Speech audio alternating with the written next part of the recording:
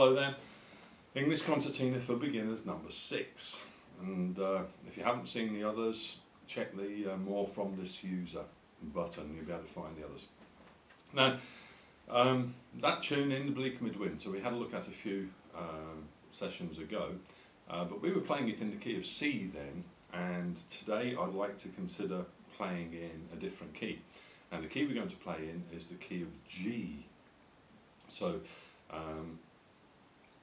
I hope that you'll be able to do some stuff in the key of G after we finish this session. So, but let's go back to the key of C.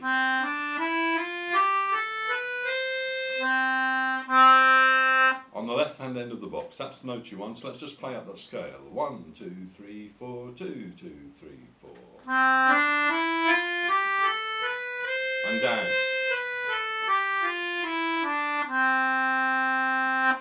And if you say those notes to yourself as you're playing them, you've got C, D, E, F, G. That's the G that you need. Okay. It's it's the next button in the same row that the C was in, you know.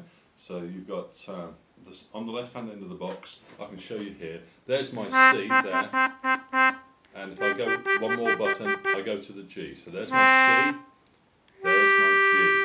And that's where we're going to start our scale. And just for devilment, just for an experiment, let's play up just like we do with the C scale, using our first 2 fingers on each hand, up those centre rows, and see what happens. Okay, start on the G note here. Then you need the A that follows it over there. Okay, let's start on the G and go up and see what happens. 1, 2, 3, 4, 2, 2, 3, 4.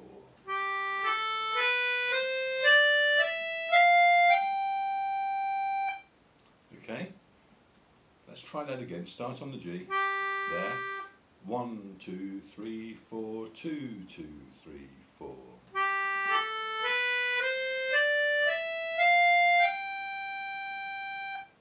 Now, if your ear is sharp enough, you may have felt that at the end of the scale there was something wrong, this bit here. That note there, it doesn't sound right.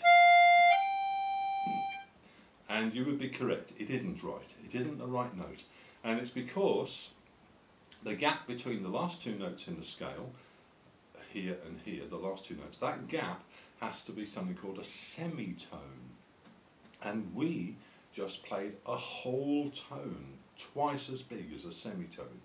Okay, we played F to G.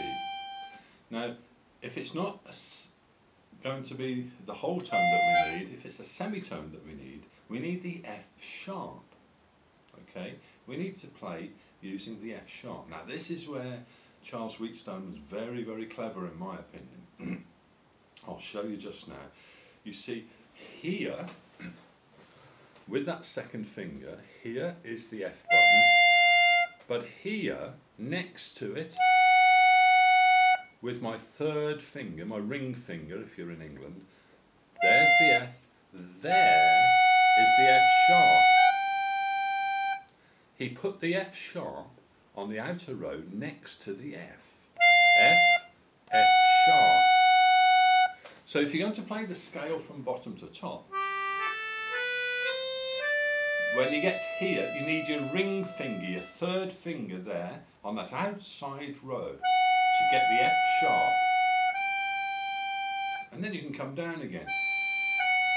There's the F sharp.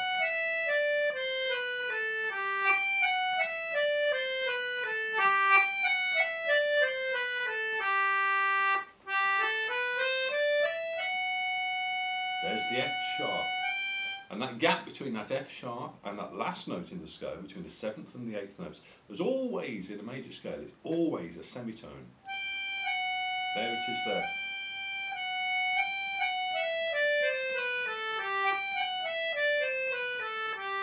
So let's play that scale up a couple of times. 1, 2, 3, 4, 2, 2, 3, 4.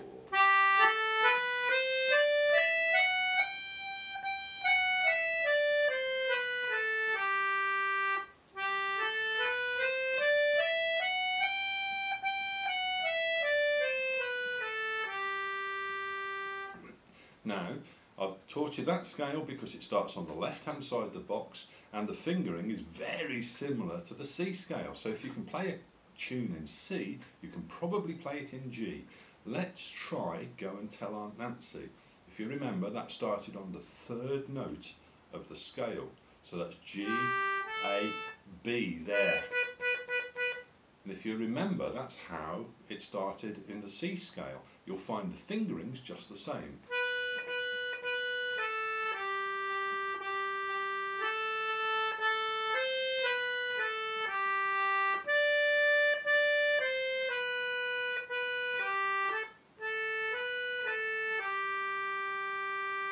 Okay, Ode to Joy from Beethoven. 1, 2, 3, 4, 2, 2, 3, 4.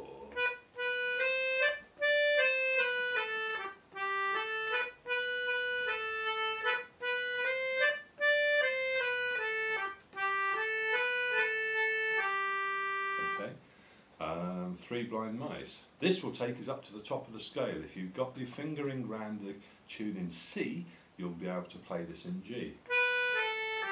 That's where it starts, on that third note again. 1, 2, 3, 4, 2, 2, 3, 4.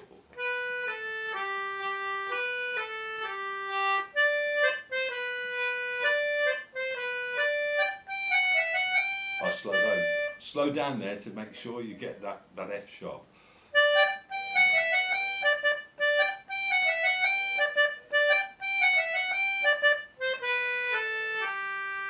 Okay, let's try it again. 1, 2, 3, 4, 2, 2, 3, 4.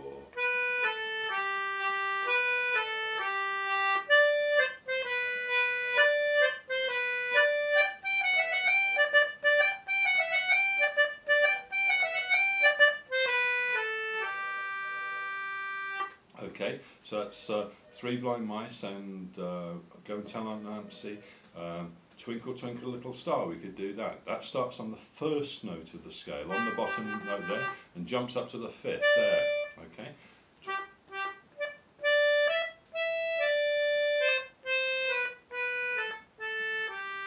Okay, let's try that. 1, 2, 3, 4, 2, 2, 3, 4.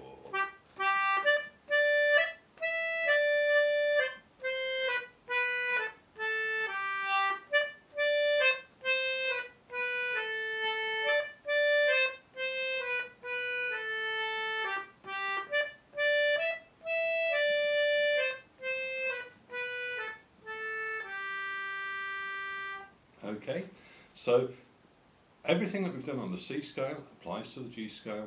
We just have to remember that when we get up to the top of that scale, we need the F sharp. There's a good exercise. I've got, yeah.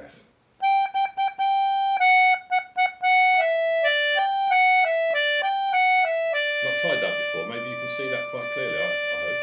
Turn it that way. So here's the top of the scale, there, and here's the next note down.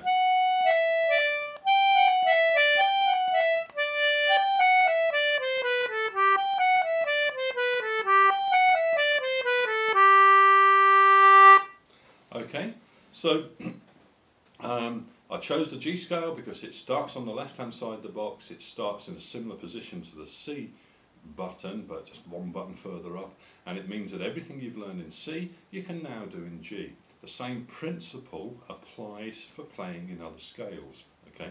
And we'll have a look at another scale another time. I think next time we'll have a look at how chords are made, okay? Okay, that's all for now. Bye.